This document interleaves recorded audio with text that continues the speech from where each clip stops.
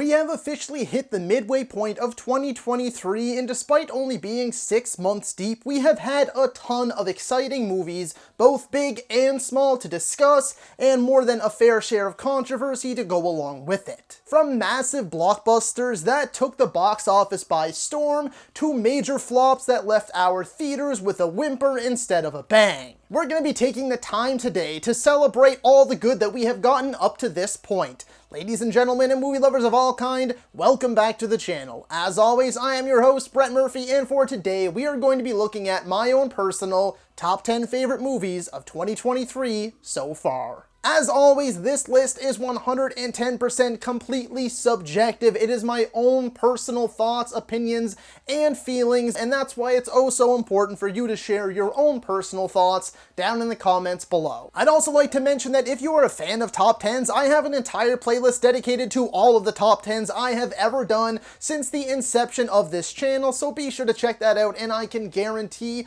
you're gonna find something you like. And so, without further ado, let's hop right into things. Number 10, the Super Mario Bros. Movie.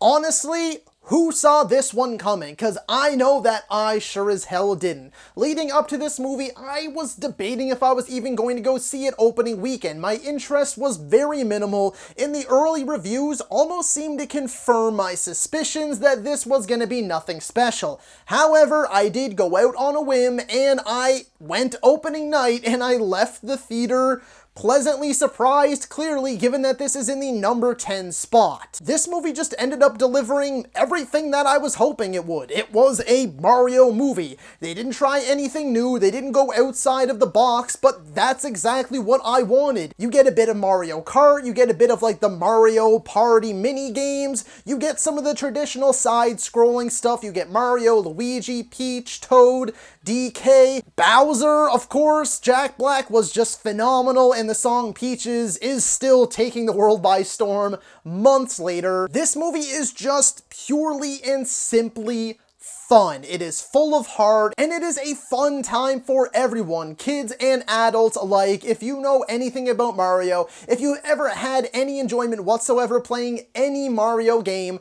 you're gonna have fun with this movie. It's just an entertaining, enjoyable time. Number 9, Scream 6.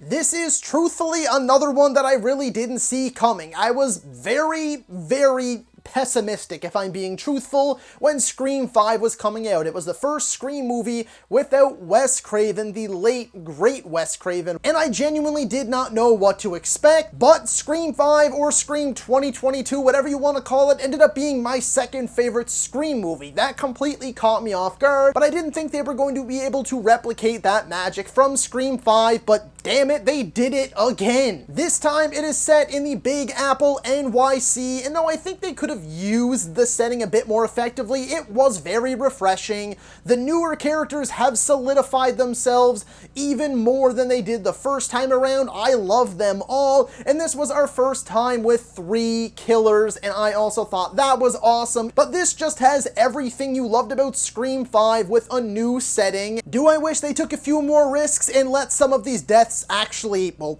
happen, because I think pretty much everybody survives except for newbies? Yeah, absolutely. I wish they did actually kill off some of these characters. Nevertheless, though, I am very much so looking forward to the 7th and possibly finale of this modern Scream trilogy. Number 8, Dungeons & Dragons: Honor Among Thieves. Yeah, continuing the trend of who saw that coming, because I sure as hell didn't, is the Dungeons & Dragons movie. Now look, I've never been a big fan of Dungeons & Dragons. I'm definitely not one of the people who puts others down who do enjoy it. I've tried it a couple of times, and it's just not really my cup of tea, so I don't associate it with a whole lot. I don't have basically any knowledge at all on really like how it works and how deep it goes. So I was again debating if I was even going to see this movie, but positive word of mouth and really good early reviews got me into the theater opening night, and I left with a big dumb smile on my face. This movie is hilarious. It is funny, it is inventive, it is creative and imaginative. It did everything I was not expecting it to. The biggest thing being cracking my top 10 of the year so far, and there's a decent chance it might actually stay in here somewhere. I was laughing my ass off from start to finish. Although the CGI isn't great, there is actually still a fair bit of practical effects in here. The sense of adventure and the scale of this world was just grand, and it really did have this epic feel to it. It had exhilarating action sequences, and it had a cast of lovable, relatable main characters. I had a blast with this movie, and it clearly left a lasting impact on me. There was such a good fan reception that I'm really hoping they do go out and decide to give us a sequel after all. Number 7, Extraction 2.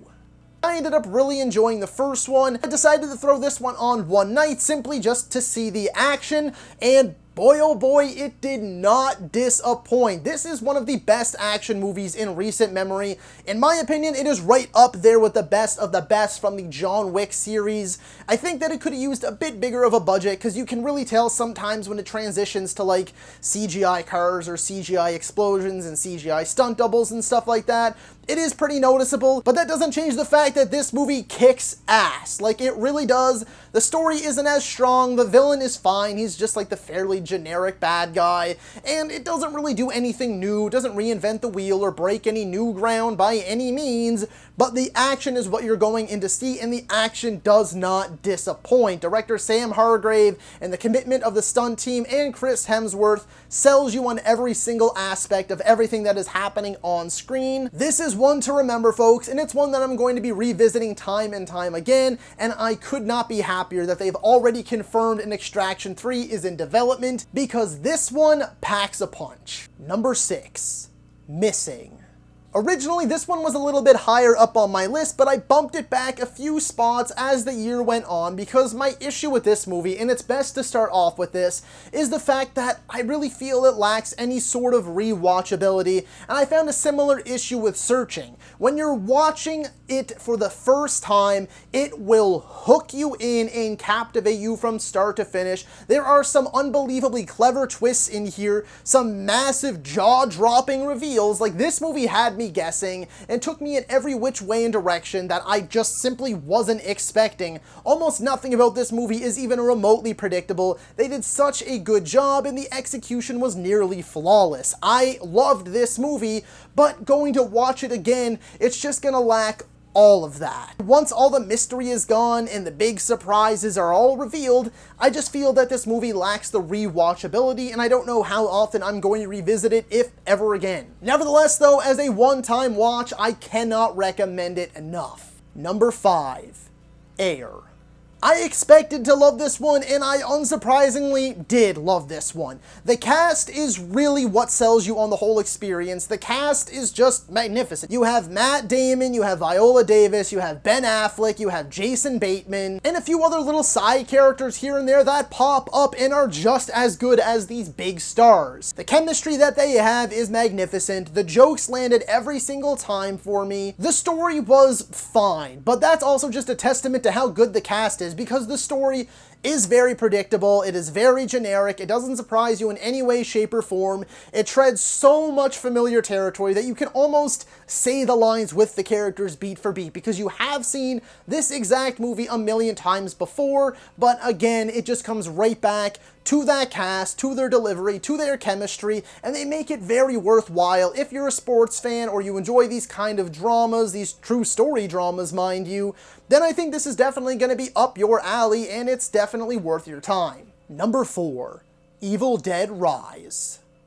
I think Evil Dead has now solidified itself as being one of the most consistent horror movie franchises of all time. This movie is a chaotic, blood-soaked, gory, visceral thrill ride. I was locked in and engaged from the opening until the credits. This movie definitely lives up to the Evil Dead name. It is disturbing and disgusting in all the right ways. I found the cast to be fantastic. Even the younger actors, they all delivered for me, but of course the real star here is Mommy Dearest. Our main Deadite, played by Alyssa Sutherland, she goes all in and fully embraces the mayhem and the absurdity of this world and of this story. I loved the setting in the apartment building. They kept it just claustrophobic claustrophobic and just condensed enough to make every single scene drip with tension, but they also got out and about enough and made sure things stayed interesting and didn't make it feel like, you know, they were restricted by the budget or anything. We do go to some new places, we do try some new things, and it helps to keep the movie always feel refreshing and exciting and engage you as an audience member. This movie had its claws in me for its entire runtime, and I cannot wait for the inevitable sequel. Also, arguably the best opening in the entire series, maybe one of the best openings in horror movie history. It's a good one. Number 3, John Wick Chapter 4. Do I really have to explain myself with this one? This movie is a little long, yes, but it earns it, and by the time the credits rolled, I left the theater satisfied and honestly hoping that we don't get a 5th one, because this acts as a perfect, yeah, I said perfect, finale to John Wick's story. I look forward to all the spin-offs, and honestly, keep giving me spin-offs in this world. It is so interesting. There's so much intrigue and so much mystery here and so much left unexplored, but for John Wick's story, they couldn't have went out on a higher note. The movie is essentially just like 3 or 4 massive action sequences, but it is some of the best action ever put to screen. Enough said. Number 2, Spider-Man Across the Spider-Verse.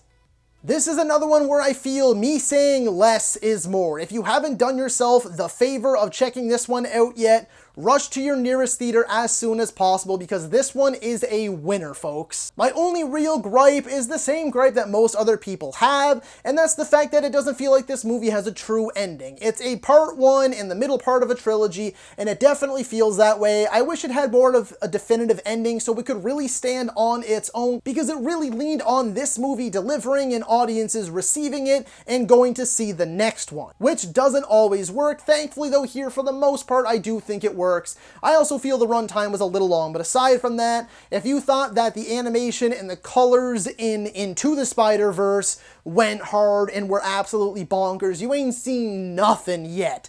This movie dials it up to 11. It is just insanity how much color, how many different animation styles are in here, and how just creative and imaginative every single frame of this movie is. It is a true work of art, on top of being one of the best Spider-Man comic book movie, superhero movies ever made, I dare say. It did do its job in somehow managing to get me even more excited for Beyond the Spider-Verse. Number 1. Guardians of the Galaxy Volume 3.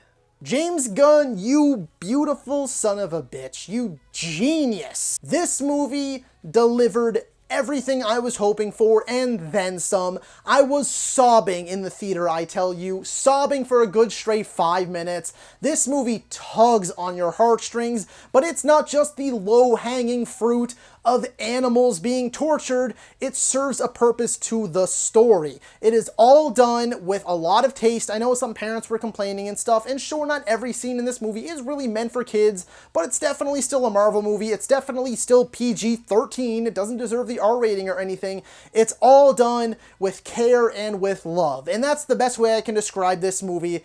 James Gunn and everyone else, the producers, the writers, the actors, everybody poured their heart and soul into this movie, and it shows. This is a movie made with love, care, and passion. Every single moment serves a purpose. Every single character arc, from the first Guardians movie to their journey through the MCU, the sequel, and now this, where this movie ends, is magnificent. It is perfect. It is flawless. Not a single flaw. Where every single character leaves off couldn't have possibly been done any better. The movie delivers on the spectacle. It delivers on the action.